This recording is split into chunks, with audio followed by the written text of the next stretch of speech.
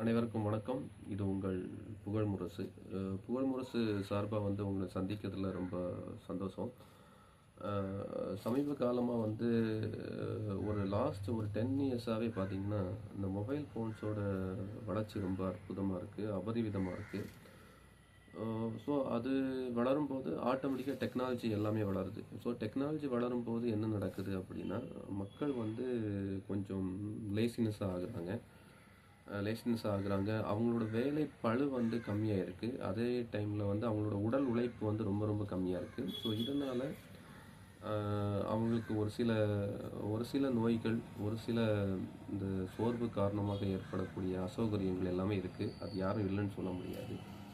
So இது ஒரு சைடுல இருந்தா கூட, இன்னும் 2ல பார்க்க வேண்டிய டைம்ல என்னென்ன பார்க்க வேண்டியிருக்கு அப்படின்னா, அவங்க அவங்க வேலை செய்யக்கூடிய அலுவலகங்கள்ல அவங்களுக்கு இருக்கக்கூடிய அ ஒரு ஒரு மன உளைச்சல், ஒரு ஸ்ட்ரெஸ்ன்னு சொல்றாங்க இல்லையா? அந்த ஸ்ட்ரெஸ் ஆட்டோமேட்டிக்கா இருக்கு. இந்த ஸ்ட்ரெஸ்ஸு ப்ளஸ் அவங்களோட உடல் உழைப்பு கம்மியாகிறது. இது 2மே ஒரு குறிப்பிட்ட காலத்துக்குள்ள அவங்களுக்கு ஒரு சில அ அசௌகரியங்கள கொடுக்குது. இது இப்போ உள்ள ஜென்ரேஷன்ல நெறைய பேர்ட்ட நம்ம பார்க்குறோம்.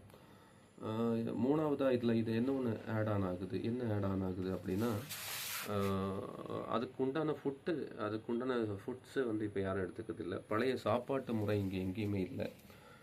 பழைய சாப்பாட்டு முறைகள் இல்ல. பழைய சத்தான சாப்பாடுகள் இல்ல. ஸோ இதன் காரணமாகவும் அவங்களோட உடம்பு சம்மந்தப்பட்ட வியாதிகள் அதிகமாகுது.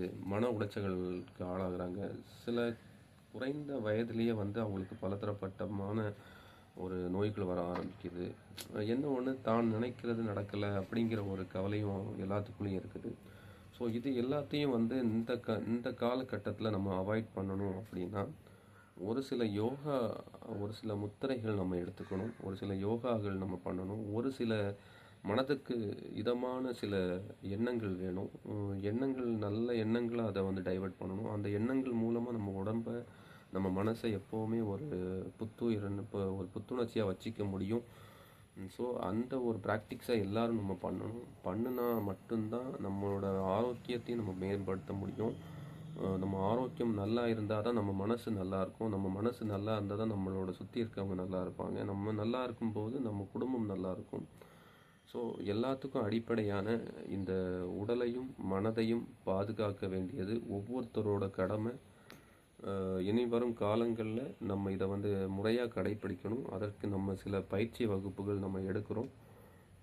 இதில இன்ட்ரெஸ்ட் இருக்கிறவங்க நம்மளோட பயிற்சி வகுப்புகள்ல ஜாயின் பண்ணிக்கலாம். அது எல்லாத்துக்கும் உதவிகரமா இருக்கும். ரொம்ப நன்றி.